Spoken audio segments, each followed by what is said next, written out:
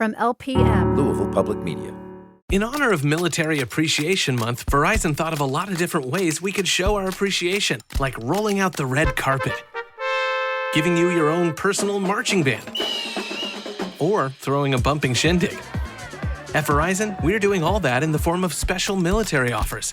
That's why, this month only, we're giving military and veteran families a $200 Verizon gift card and a phone on us with a select trade-in and a new line on select unlimited plans. Think of it as our way of flying a squadron of jets overhead while launching fireworks. Now that's what we call a celebration, because we're proud to serve you. Visit your local Verizon store to learn more. $200 Verizon gift card requires smartphone purchase $799.99 or more with new line on eligible plan. Gift card sent within 8 weeks after receipt of claim. Phone offer requires $799.99 purchase with new smartphone line on Unlimited Ultimate or Postpaid Unlimited Plus. Minimum plan $80 a month with autopay plus taxes and fees for 36 months. Less $800 trade-in or promo credit applied over 36 months. 0% APR. Trade-in must be from Apple, Google, or Samsung. Trade-in and additional terms apply. Welcome to It Takes Energy, presented by Energy Transfer, where we talk all things oil and natural gas. Oil and gas drive our economy, ensure our country's security, and open pathways to brighter futures. Did you know that the majority of progress the U.S. has made in reducing emissions over the past decade has come from the oil and gas industry? With more electrical power generation now coming from natural gas versus coal, the air we breathe today is cleaner than it has been since the 90s, according to a report from the EPA. Clean-burning natural gas is also a reliable source of power for more than just our electrical grids. It is also used to power data centers, hospitals, schools, and so much more. Look around, and you'll see the essential role oil and gas plays in our lives. Our world needs oil and gas, and people rely on us to deliver it. To learn more, visit energytransfer.com.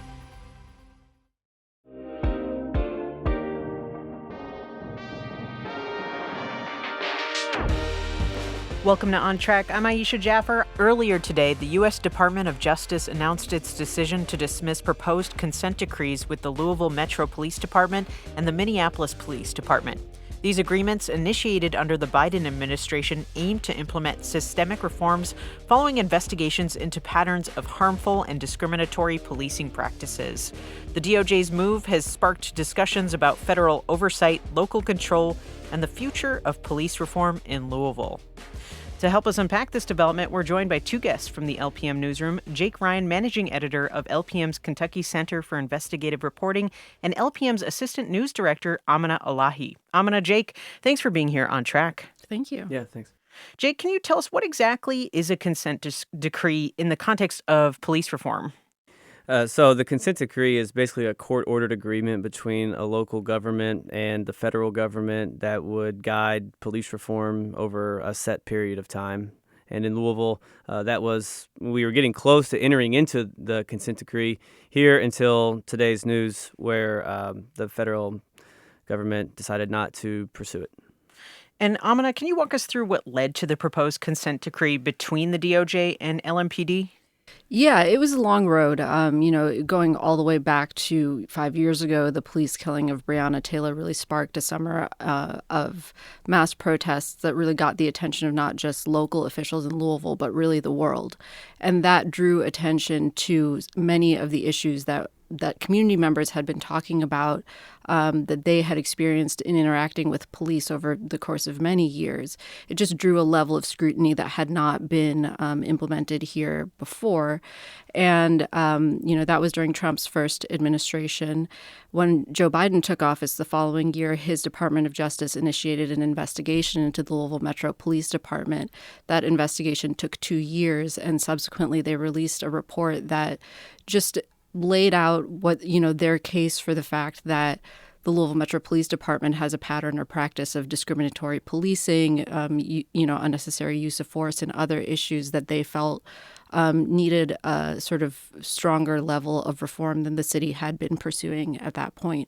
And that's kind of what took them to the point of pursuing a consent decree. Attorney General Merrick Garland at the time introduced that idea, and then over the course of, I believe it was close to, if not more than a year, the federal government negotiated with Louisville Metro government to come to the terms. That was announced last December, and since then we were waiting on a federal judge to sign off on that, and now it looks like that won't happen. So, Jake, I want to ask, what findings or issues did the DOJ highlight in its investigation of LMPD? Anything that you want to point out? Yeah, they found a lot of issues when they investigated the Louisville Metro Police Department. So Amina mentioned use of force issues. They also talked about flawed internal investigations. They found that LMPD's response to shootings by officers were oftentimes flawed or really just not deep enough. They found LMPD investigators would ask leading questions during the internal investigations. At times, the DOJ found they, quote, suggested possible justifications for the officers' use of force to the interviewees, the officers that allegedly did the use of force. The internal investigators also failed to resolve discrepancies sometimes between officers or witness statements. They also found issues with search warrants, which is what led to the killing of Breonna Taylor. It was a no-knock search warrant in the middle of the night. The report that the DOJ issued found a significant number of search warrants failed to satisfy the constitutional requirement for showing probable cause, and probable cause is kind of a low bar of evidence that police need to be able to get the search warrant to go into someone's house. The DOJ, they ultimately charged 3 of the former LMPD officers who were related to Breonna Taylor's warrant. And so they found other issues like that. They found issues with discrimination, just at-large discrimination in the department. Racial bias is huge. I mean, if you go and you talk to people in the community, I think that's kind of something that people have always known about in Louisville. We're a deeply segregated city, but to see it put on paper, I think that was one thing that we often heard after the report, where people said, "Oh, this is no surprise. What we have found here is no surprise," but to see it on paper is striking and shocking to many people in town. And the report wasn't just about that. It also went on to First Amendment violations, oftentimes with the protests that Amina was talking about in 2020, how police tried to squash some of the civil unrest that happened. All issues identified by the DOJ. And so what findings or issues did the DOJ like you said, it's like an endless list right there that you listed. So why is the DOJ now moving to dismiss the consent decree in Louisville? Basically, this seems to be a matter of policy. Like I mentioned, the consent decree that Louisville entered into with the U.S. Department of Justice was in the final days of the Biden administration. So they announced it, middle of December last year. By that time, Joe Biden knew that, the next president was going to be Donald Trump again. And so in his first term, President Trump did not pursue consent decrees with police. It wasn't a policy of his Justice Department then, and that seems to be the case now. They've actually been signaling for a few months now, I would say, that it was likely that this was going to be the outcome. It was sort of a matter of time and a matter of how, to a certain extent. And we've been covering that in some detail. And it started with the fact that the federal judge who was appointed to oversee the consent decree case in Louisville, he is a Trump appointee from the first administration. And so, he expressed a level of skepticism at the very first hearing on this case. And so, were it a different judge, would that person have maybe pushed it through? Perhaps. It's very hard to say. But the situation we were in at this point is that the judge who was appointed had asked the Department of Justice for answers to certain questions. He had ordered them, and there was a deadline actually today for them to respond. And instead of doing so, despite having requested multiple extensions, to get us to this point, to respond to those questions, we had officials come out at the federal level and say, we're going to move to dismiss. And like you mentioned, it's not just Louisville, it's in Minneapolis as well. And they're suspending investigations into other police departments across the country. Yeah, are you seeing any parallels right now in the two, and as well as around the country, of like federal policies kind of being pulled out of police reform? I think, we've been so focused on the Louisville coverage today, I'm not honestly informed enough to comment. But I think the thing that's clear is that it's an attempt to remove federal oversight from local police reform. And it's interesting because in the motion to dismiss that the DOJ filed today, there is actually language in there saying that, Louisville says they can do it themselves. Why do you need us? So they're actually using the promises that Mayor Craig Greenberg and Police Chief Paul Humphrey have made over the last couple of months amid this uncertainty about the consent decree. They're using their promises to continue police reform to say, well, you don't need us to do it. So is this something that was expected? I would say so. Jake, anything you want to add? No, I think it was expected. I talked to the city's Inspector General, Ed Harness, today, and he actually was in a staff meeting when the news came down that the federal government wouldn't be pursuing the consent decree. And the staff meeting was about how they will move forward without a consent decree. So they were already drafting an agreement that they're going to present next week to the Citizens Review and Accountability Board that would essentially just be an agreement between the Office of Inspector General, the city, and the police department about how they will try to implement some reforms that are mirrored in the consent decree moving forward. Yeah, and I'm curious about that. So, I mean, Louisville city officials, particularly Mayor Greenberg, responded to this decision to dismiss the consent decree. What do you know about that alternative reform plan and what it actually looks like? It closely mirrors the consent decree. It's a 250-something page document that lays out pretty much all of the same policy recommendations as the consent decree did. And they range, as we mentioned earlier, all of the findings, kind of span the scope of policing. And this new community policing plan does largely the same. It talks, when it comes to use of force, it makes these kind of policy switches that will dictate how officers can use force against people. It will require deeper investigations into use of force, deeper kind of scrutiny over how officers use weapons as well, talking about not just firearms, but also tasers and OC spray and even just chokeholds and things like that. It kind of requires limits to be put on those types of things. It requires, the reporting of use of force as well. It also puts limits on, not necessarily limits, but it also puts more scrutiny over the way that search warrants are applied for and obtained by police officers, which again is what kind of led us all into this part where we are right now. It puts limits on how LMPD officers can use confidential informants to get search warrants, or puts limits on how they can use factual versus inaccurate information for police departments, or how they can use that to get search warrants. So it's pretty much the same. It just doesn't have the federal oversight. Well, yeah. And that's a really key point, because when you have a federal court enforcing an agreement like this, there are real consequences, or there can be, right? You have an independent monitor making sure that the city and the police department are doing what they said they would do. They're measuring along the way, and if not, the judge has tools to make sure that they do what they're supposed to do, or to dole out consequences for it. The situation we're in now is that if that doesn't happen, if we go through with the community policing plan and they don't meet the goals that they've set, then it's. I think you were the one actually who asked at the press conference about that. What did the police chief say? Yeah, I asked, what happens if they don't meet the mandate within 5 years? Because this independent monitor will be hired.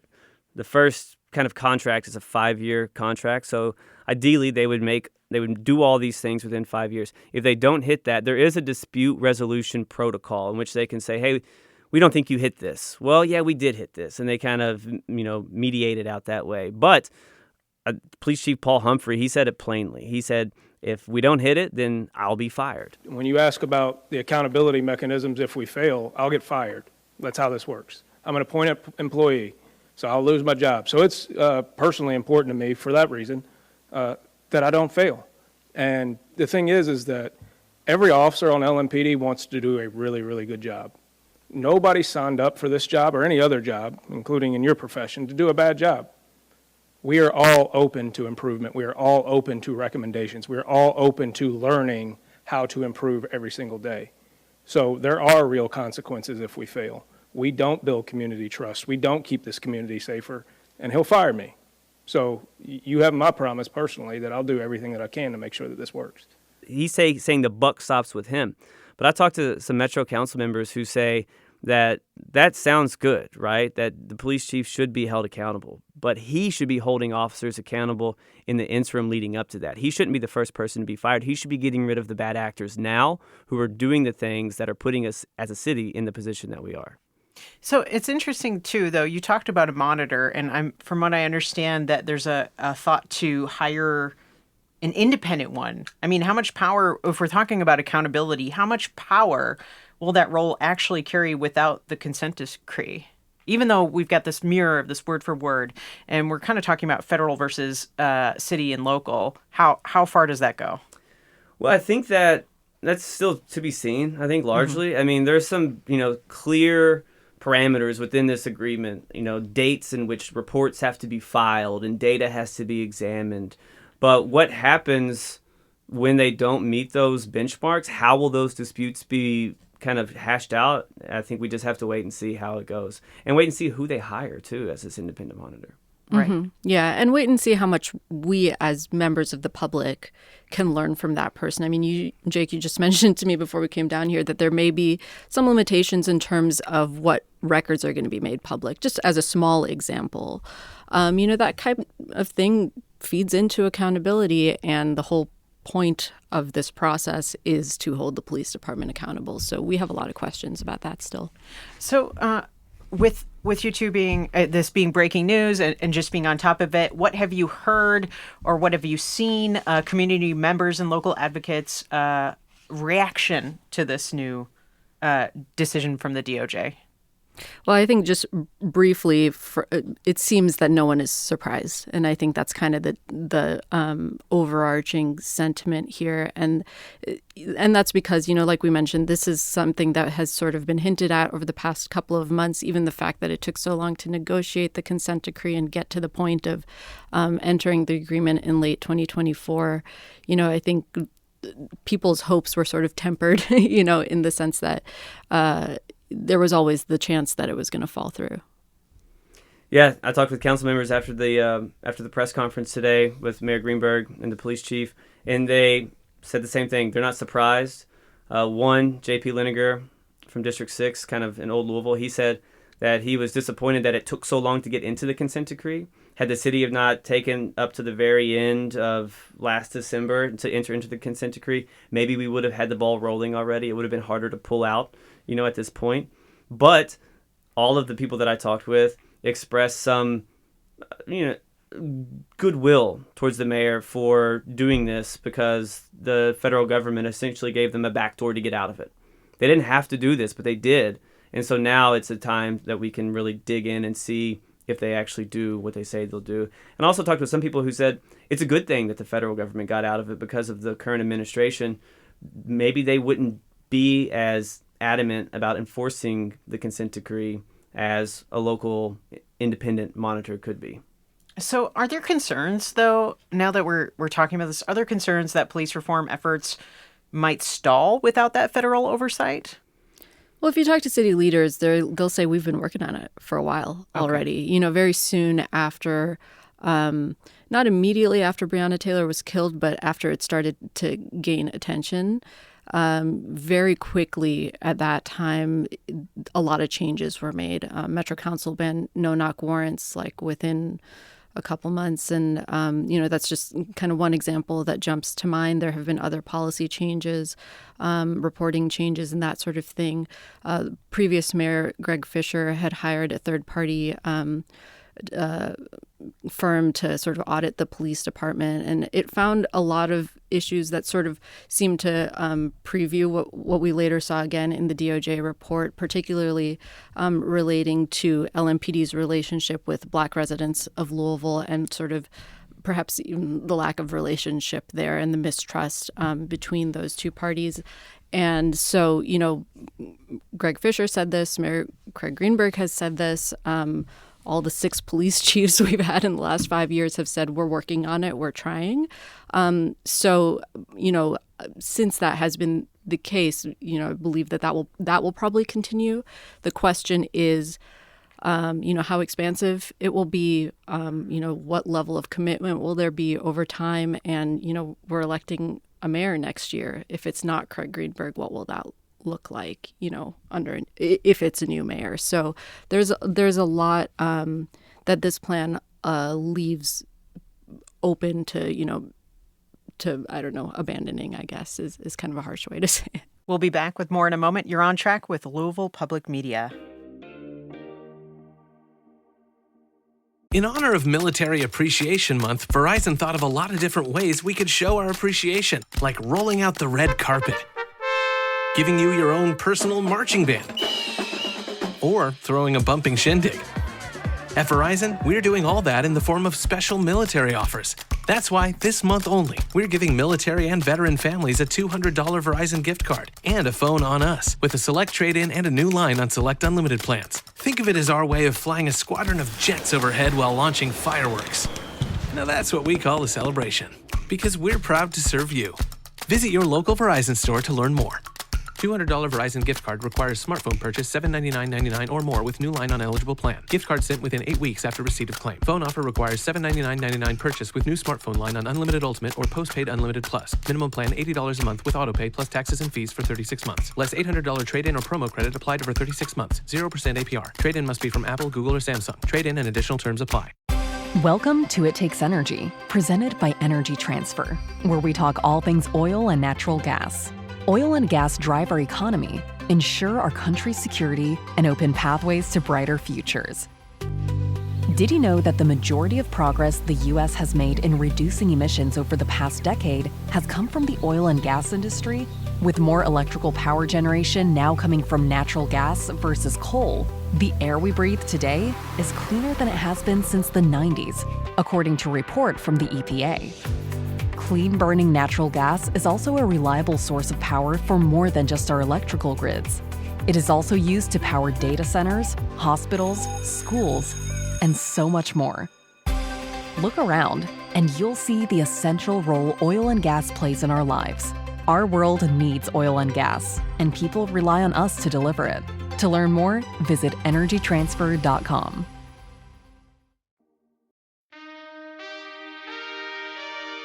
Welcome back to On Track. I'm Aisha Jaffer, and we are breaking down the Department of Justice's decision to dismiss a proposed consent decree with LMPD and what that means for police reform in Louisville. We're here with Jake Ryan, managing editor of the Kentucky Center for Investigative Reporting, and Amina Elahi, LPM's assistant news director.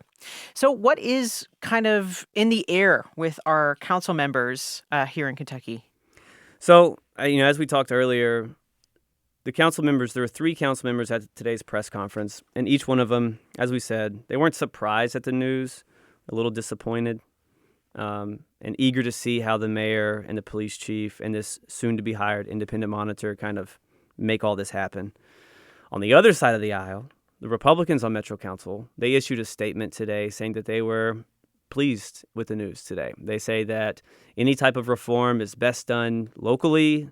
We don't need federal oversight. We don't need someone from out of town coming in to tell us how to run our police department. And they champion some of the reforms that have already been ushered in, like Amina said earlier, like banning no-knock warrants and such. And the police department often touts they've revamped 260 policies already, right? They're already getting this work done. But if you talk to I think the difference is if you talk to people in the community, do they feel that, right? Do they feel that the police department is reforming? And I think that is where kind of like the rubber meets the road, right? Like you can make all these reforms on paper, but if the people that are being policed don't feel like they can trust their police department more, I think that's where you're going to have issues. Yeah, and that actually brings me to things we've touched on. I mean, these consent decrees were prompted by the killing of Breonna Taylor and the murder of George Floyd.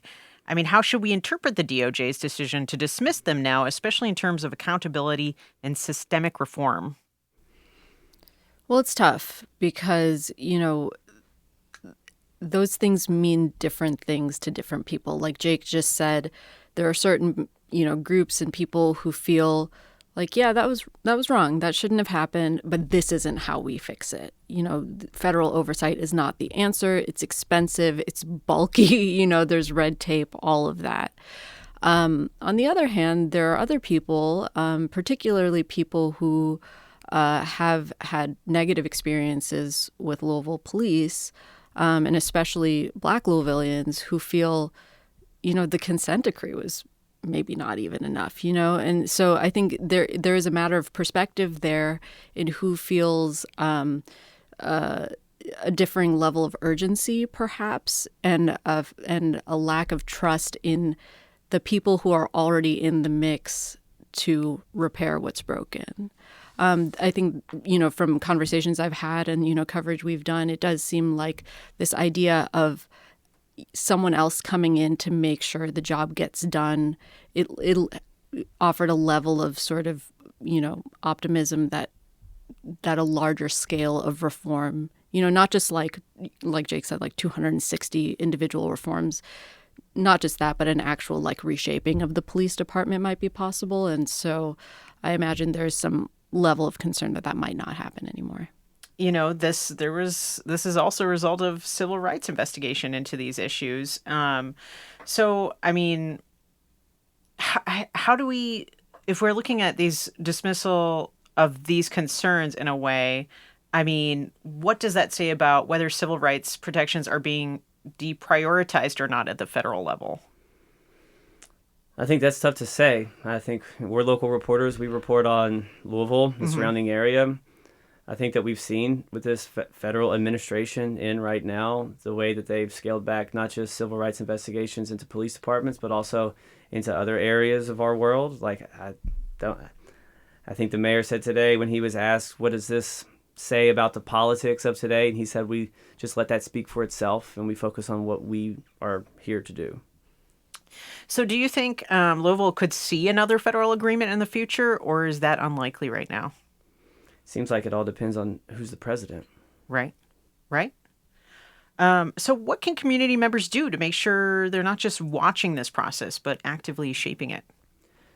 Well, there's going to be if it works out as the mayor says, there's going to be an engaged community process, a public input process into hiring the independent monitor. There's also going to be some type of public safety committee or commission, I believe he calls it, established, in which we'll have several different stakeholder types involved into public safety, the policing world, that can help kind of make sure all this happens, right? And I think that that's a big, that community involvement piece is a big part of this, is just, trying to be involved, speak up, call us, tell us how it's going as well. I mean, let us tell us your story so we can report on these things as well. Yeah, that commission you mentioned, Mayor Greenberg said he's going to appoint the people who sit on it. Mm-hmm. So that may be an opportunity for community members to kind of raise a hand and say, I'd like to participate. But yeah, I think the community input piece of this is something that we're going to be watching closely as well, because as we mentioned before, the lack of trust between, some community members and the police is such a part of this. It's so inherent to some of the problems that we see here that if there are opportunities for people to speak for themselves or for their families or whoever and try to help inform the process that way, it could make a big difference. Amina, on something you touched on before, those who are maybe opposed to the consent decree in the community, what other propositions or solutions have you heard from the community that they would like to see? I don't know if I can think of anything specific off the top of my head, but, you do hear these sentiments that, we have the tools we need locally to do it, basically. Like we have a mayor, we have a police chief who are willing and who are sort of writing new policies or overseeing that process, and that should work up to, a bigger thing. And then there are also other mechanisms. Jake mentioned the Office of Inspector General.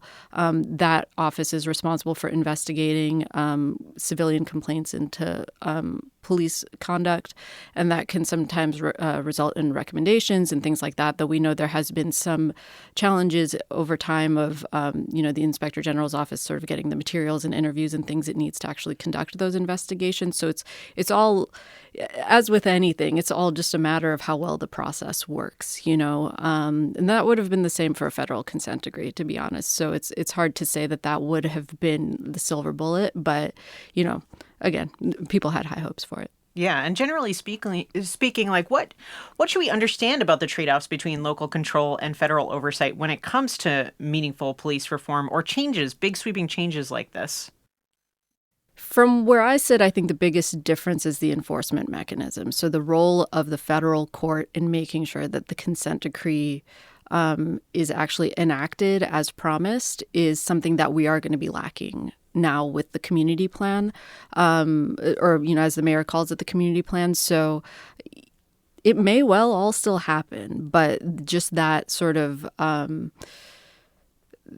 that sort of force of a federal judge holding them accountable to meet the measures that they set out. Just without that, it's hard to say how it's going to play out. Yeah, accountability seems thematic in this and in necessity. I guess I want to ask then, as you talked about community members, what they can do, but as you've been out there, even at the press conference, how do you feel, citywide and public trust, where is it at right now with this new change? I think it's pretty low because it's been pretty low for a while. I think that ever since, well before Breonna Taylor was killed, that the trust in the police department in Louisville has suffered. And I think it's only suffered since then. And I think that they have a long road ahead to rebuild that community trust.